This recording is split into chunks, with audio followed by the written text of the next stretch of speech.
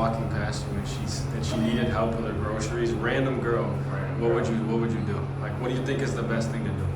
Help her with the groceries. That's an easy question. Where is it? All right, tell them where we are right now. Actually, I'll tell you where we are. Oh, we gotta scan real quick to make sure shit's straight. Alright, we cool. Perfect. Go this way. All right. Look at this view. Show them where we're looking at. On the plane. Alright, well, what are we doing Fort right now? Lauderdale, Florida. We're at Dillon's College. About to do a music video. What does a skyline view of a city, how does that inspire you to become rich? Well, when you look at a skyline, you have to see, it kind of puts where you are into perspective. When we think about cities and stuff like that, I don't think people really understand, how, people say it's a small world, but you don't really understand how big the world is until you, really look at shit for how it is. And when you realize just how small you are compared to, everything else, you start to, not give a fuck about shit. A lot of people are anxious about what other people think and stuff like that, but we're in a parking garage right now. Just go on top of a parking garage, go on top of a building, and just look at the skyline.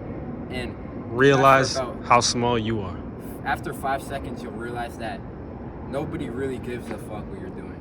And so the only person you're hurting by being anxious and stuff like that and being nervous is yourself. And a lot of people are nervous to be on camera. It's natural. They're nervous to kind of do things that aren't considered normal. That's natural. But once you put yourself in perspective of how the world really is, you don't really get scared of that, because the reality is nobody cares as much as you think they do. So just remember that the next time you're nervous about doing something. Right. All right, so where are we right now? Right now we're in Worcester, Massachusetts, 508, Main South neighborhood. You can put it in your Google Maps if you want to, but this is where it gets pretty active out here. It gets active out here, show 'em.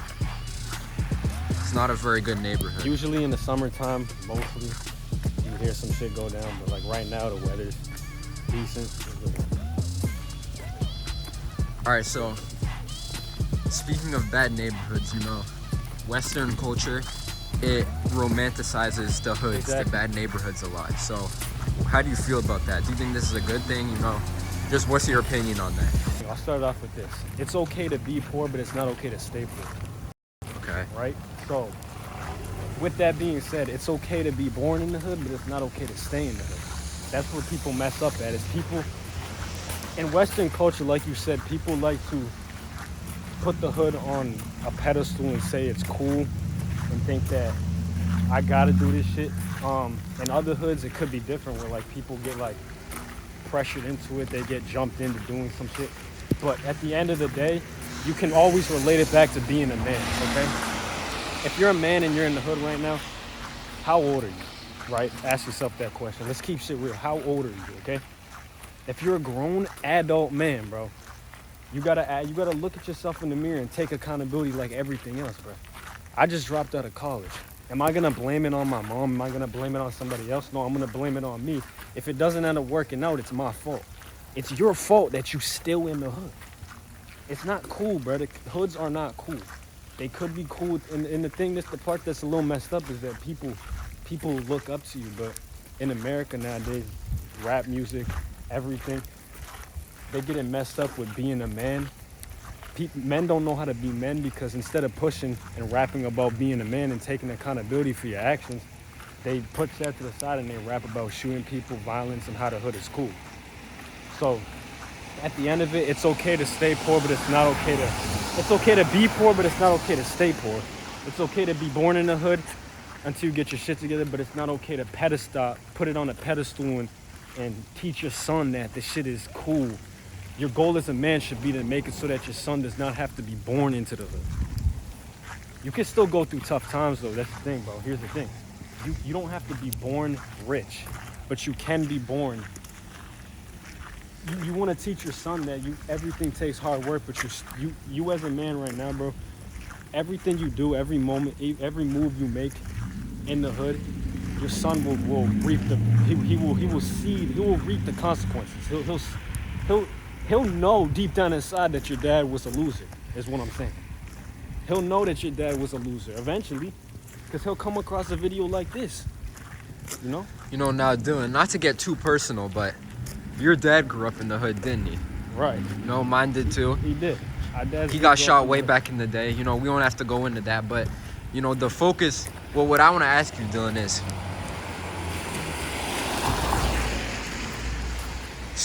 do you think, because your dad grew up in the hood and then he got out of there, you know, and he doesn't even have a college degree. He had to work really hard jobs, labor jobs that nobody wants to work, and he did it just so he could take his kids out of the hood. Right. And I feel like I just wanted to add that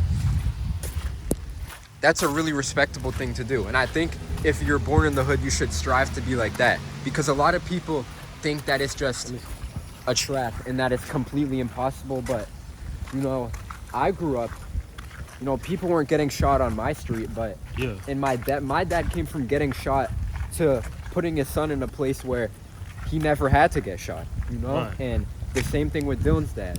So, you know, it just goes to show, people call it the trap, you know, it's supposed to be a trap. You can't get out, but you can get out. And you need to get out if you want to be a man.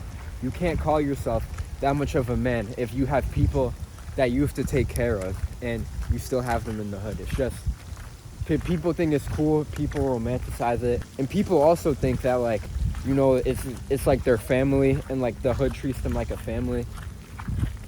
Oh, good point. I would make the argument that every man knows deep down inside, every man in the hood right now knows deep down inside that they know what we're saying right now. It's because it's in our biology. We wake up every day and we want to take care of our people. That's why there's gangs. Because here's the thing. Take a rapper from the hood, for example. Let's just say, fucking give me someone. A rapper from the hood who be on hood shit. 21 Savage. 21 Savage before he started collabing with J. Cole. When he was in the hood. 21 Savage, since he wasn't able to provide for his family and take care of his family, he was like, okay, well, my biology is to protect and provide. So since I'm not able to do that, let me go join a gang. Because being in a gang full of men is also in our biology. So they have to revert to gang shit to make them feel like a man, because they're not taking accountability for, oh shit, the hood actually isn't cool. Let me put in the work and let me move out. Let me move out to the suburbs. People think the suburbs is weak and some shit, but dude, you can be. Here's the thing. I'll end it like this. You can grow up in the suburbs and you can still put your son through hard work. You can tell him to do push-ups every day or else he's not getting dinner. You can tell him, before you get breakfast, I want you to go outside and I want you to go run a mile. End of the day, he's still a man, but he grew up in the suburbs, right? What do you have to say to men in the hood right now who want to get out of the hood and they understand this message and they want to do this shit, but they just feel like they're trapped? They feel like they have no opportunity in life.